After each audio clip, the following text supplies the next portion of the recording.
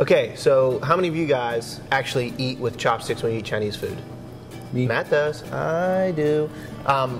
Chinese food, chopsticks. Not easy, right? Hard. Actually, very awkward when you learn how to do it, right? Tell us, how did you learn? I see you're a chopper. How did you learn? Pincher. The first time I learned how to use chopsticks, I was actually living and working at a church in Sydney, Australia.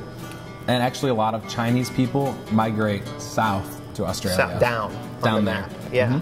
Very cool. So they have a lot of Chinese restaurants. So and stuff. was it awkward at first? Because when I learned, very awkward. I Table dropped of people. stuff. Yeah, you drop stuff, you fumble around, and you feel goofy, right? But now it's worth it because I'm in the official Chopper Society, right? Hi, Chop.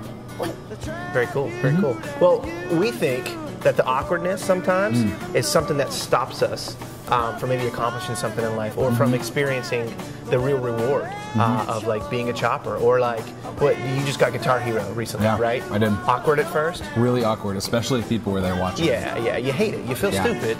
But now, any better? I just have to say I accomplished slow ride on medium. That's just incredible. The other day. That's incredible. All those expert gamers out there are laughing at you right now, but that's okay. I'm proud of myself. Awkwardness. What about slow dancing? Really awkward. Yeah? When was your first slow dance? Well, I actually did slow dance when I was young, but my first and most awkward would have to be with my girlfriend, freshman year of college. Came home to meet the fam, do that thing, and we actually went and saw a play.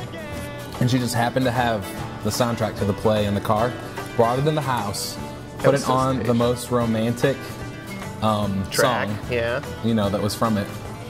We're standing in my basement, and she's like, hey, let's slow dance. And I was like, you're kidding, right?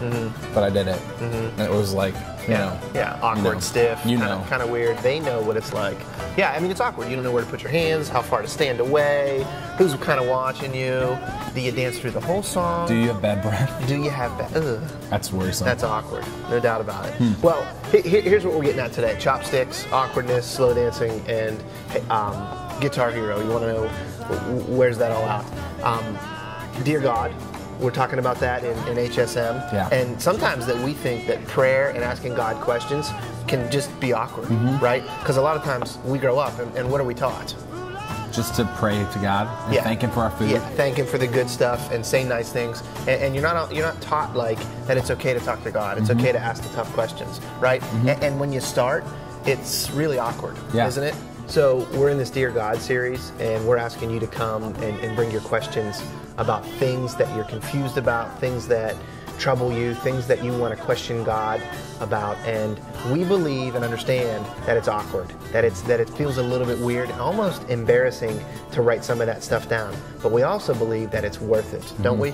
Well, I know for me, there's definitely people in my life that are really close to God, and I know that they are because they've wrestled with God. With certain issues, maybe things that they don't understand or necessarily agree with, but they've actually wrestled with God and thought through some of the things they might not like about the Christian faith. And on the other side, they're a much better person and much closer to God because of it. Yeah. Think about the guy named C.S. Lewis. You may know him from the Chronicles of Narnia, the movie. He wrote the children's book.